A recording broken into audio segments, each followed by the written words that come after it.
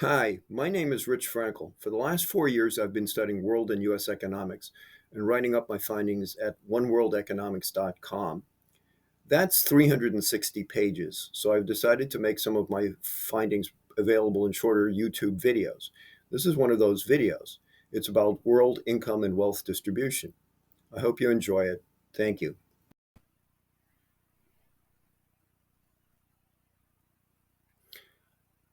The first thing I noticed when looking at the world economy is how integrated it is and how we're all tied together by trade and sustainability issues. As you can see, trade is 50% of the average country's GDP. GDP stands for gross domestic product, and it's the total output for final sale from a country. So it's the total output of a country's economy. And trade is 50% the size of that in the average country. Imports and exports combined are 25% of the US GDP and 33% of China's. Total world trade is over 30.5 trillion, which is larger than the US GDP. The reason why many smaller countries need to trade heavily is because they can't produce everything themselves. So they rely on trade to get cars and things that they might not be able to produce on their own.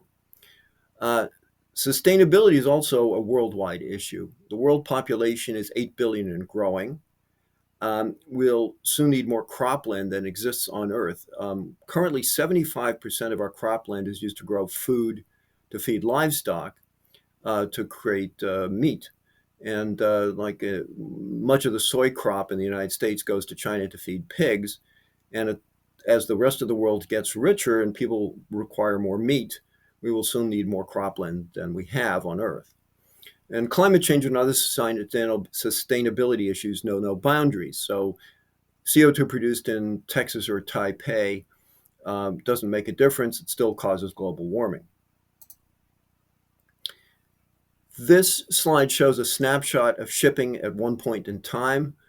These are all super tankers and huge containerized shipping vessels that go around the world. The reason why trade has picked up so much is not just because of wage differences around the world, but because the cost of shipping has come way down. And also, in addition to these giant containerized ships, which are very efficient at moving goods around, we also have computerized logistics, which makes it possible to have complex logistic chains, supply chains around the world. That wasn't possible before. Productivity gains have made the rich world rich, the rich countries rich. So here in this chart, you see GDP per capita from 1820 to 2018. GDP per capita is the amount of output per person. And it's very closely related to productivity, which is output per worker. So as the output per work hour goes up, then GDP per capita goes up. Now you can see in 1820, all countries were pretty poor in terms of output in 2011. And what happened is in the United States, for example, with agriculture, is it took 80% of the population to grow food in the United States back in 1820. And then as agriculture was mechanized and crops were made more efficient and farms grew larger, by 2018, it took 1% of the US population to grow all the food we needed. And we do more output with that incredibly smaller number of people as a percent of the working population. So productivity has increased enormously in agriculture. And the same thing happened with industrialization. Industrialization and mechanization of goods production, and then later on, automation of goods production has reduced the amount of labor required to produce output. That's productivity increase. So we produce a lot more now with less labor. So GDP per capita has gone way, way up in what are called the Western offshoots, the United States, Canada, Australia, and New Zealand, also in Western Europe. Other parts of the world have taken longer to catch up. Sub-Saharan Africa hasn't grown much. China has grown a lot from a very low base. But as you can see, it's only here in the middle of the pack at this point in time. The rate of growth is high, but it started from a very low base. Half the people in the world live on less than $7.50 per day. So this is a testament to the fact that there are a lot of poor countries and poor people in the world. US GDP per person, by comparison, was over $80,000 per year in 2023. China's GDP is around 13,000 per year, as is Mexico's. And many countries have a GDP below $1,000 per person, which means, of course, that on the average, nobody could possibly get paid more than $1,000 per person. So, how is it possible for people to live on less than $7.50 per day? Well, the answer is that they live in very crude housing and are basically out of the official economy. So here are two rural villages, one in India and one in Argentina. As you can see, the housing is very primitive. It has no doors, the windows have no glass. Very often they don't have electricity. There are no indoor plumbing. There are no furnaces. There's no air conditioning. And in addition, very often in these villages, people grow a lot of their own food in what is called subsistence agriculture. So they're completely outside the official economies in these countries. And so they can live on less than $7.50 a day because they're really not part of the economy at all.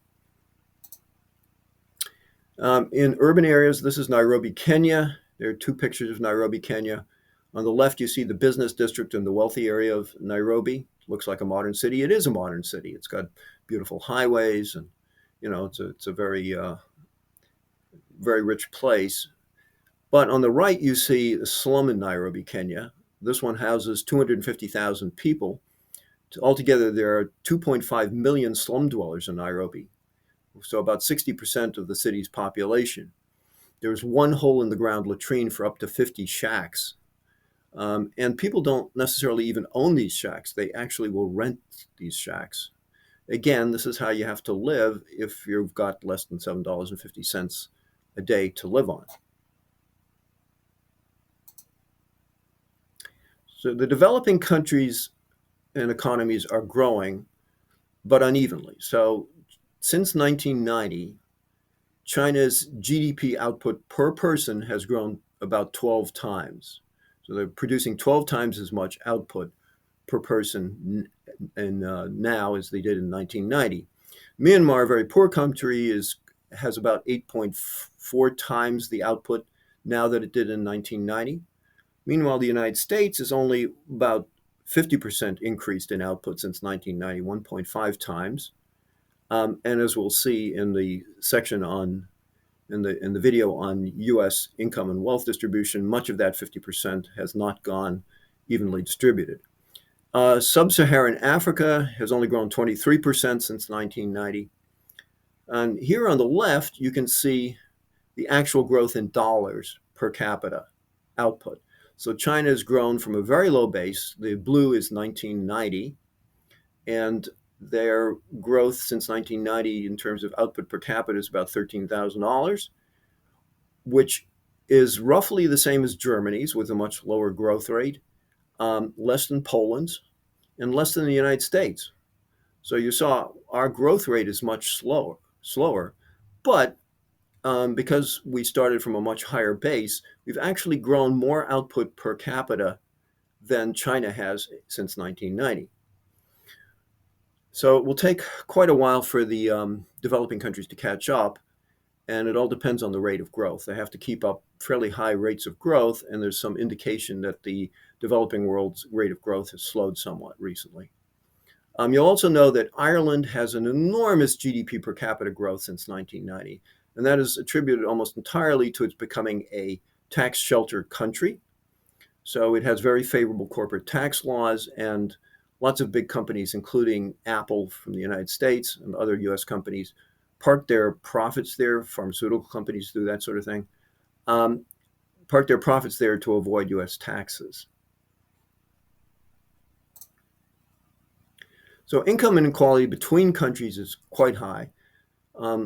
You can see here in Africa, the red countries here are all less than $5,000 GDP per capita in 2017 purchasing power parity dollars. So these are corrected for purchasing power in these various regions of the world.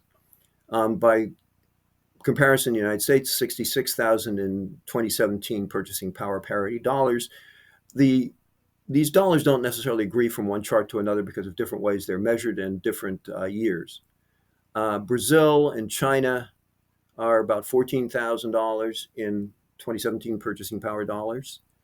The rich countries include Australia, the oil rich Saudi Arabia and Oman, um, Europe, the United States, and Canada, and Japan.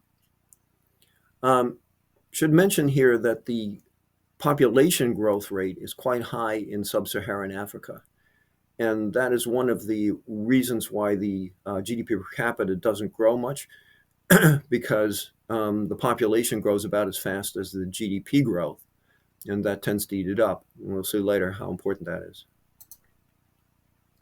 So income inequality between countries is high, but it's also high within countries. So here in Africa, about 40 to 50% of national income goes to the top 1%, as it does in the United States. In the United States, about 50% of national income goes to the top 10%. That income ratio between the top 10% and the bottom 50% is also high in Brazil, in Russia, in the oil-rich states here, and it's highest in Mexico, Colombia, and South Africa. The percent of national income going to the top 10% is lower in Australia, Canada, and Europe, and it's the lowest in the Scandinavian countries, Sweden, Norway, and Iceland. So this chart shows both the within country income inequality and between country income inequality. So income inequality within countries has always been very high. So this is the ratio of the top 10% to the bottom 50%. And as you can see, even in 1820, the top 10% had roughly 15 times on average the income of the bottom 50%. So this is within country inequality. And it's remained high until just after the Second World War, where the income inequality ratio fell. This was sort of the heyday of the middle class in the United States and Europe. And then it's been climbing up more recently. Meanwhile, in 1820, the between country inequality was pretty low. As we saw, most countries were pretty poor in 1820. And then as the West industrialized and mechanized agriculture, the income inequality between countries grew until it reached a peak in 1980. And then China sort of took off, and it's been falling as the developing countries are slowly but surely catching up. So far we've been talking about income inequality. Income is what you make during a year, and wealth is what you hold. Your holdings, how much wealth you have. So wealth inequality is much higher than income inequality worldwide. And this chart shows the difference between median wealth and mean wealth. So median wealth means that half the households in North America have wealth of over 100,000. That's not, sorry, households as individuals. Half the individuals in the United States have wealth over $100,000, and half have wealth under $100,000. Meanwhile, mean wealth, which is sort of average wealth, means that if all wealth were evenly distributed, all individuals, all adults would have $650,000 in wealth. So the difference between median and mean tells you how skewed the wealth distribution is, how concentrated the wealth distribution is. Another way of measuring that is something called the Gini coefficient. These numbers here are the Gini coefficients. The Gini coefficient ranges from 0, where everybody has exactly the same amount of wealth, to 100, where one person literally has all the wealth. And as you can see, 84 is closer to 100 than it is to 0. The rest of the chart here shows the regions of the Earth. And as you can see, there's a tremendous amount of wealth in North America, and it's only a fairly small part of the world's population. The blue area is adult population, the yellow area is youth population, and as you can see, China has a very high population. Asia Pacific, which includes the Philippines and Indonesia and other parts of the South Asia that are not included in India and China. is a high population, and India and Africa have mid-sized adult population but high youth population. Those things are not uncorrelated with their low wealth. So again, we discussed earlier, as the population grows, it tends to eat up GDP. And what is interesting is that countries get more wealthy, their birth rate falls. So it's sort of a chicken and an egg thing here in India and Africa.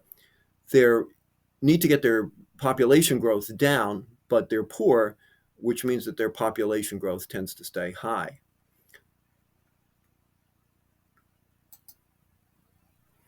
So to summarize, income inequality between countries rose during the 20th century with industrialization in the West, but is now slowly declining as countries develop.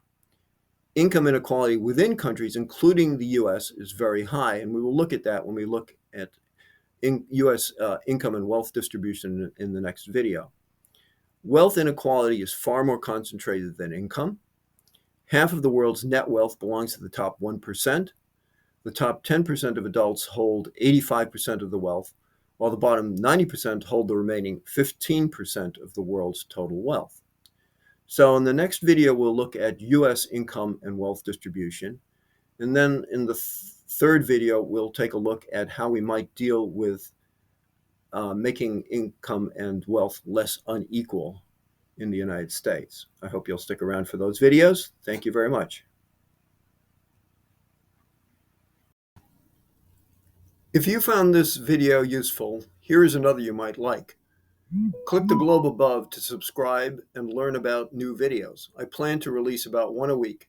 See oneworldeconomics.com for in-depth coverage of these topics. Thank you.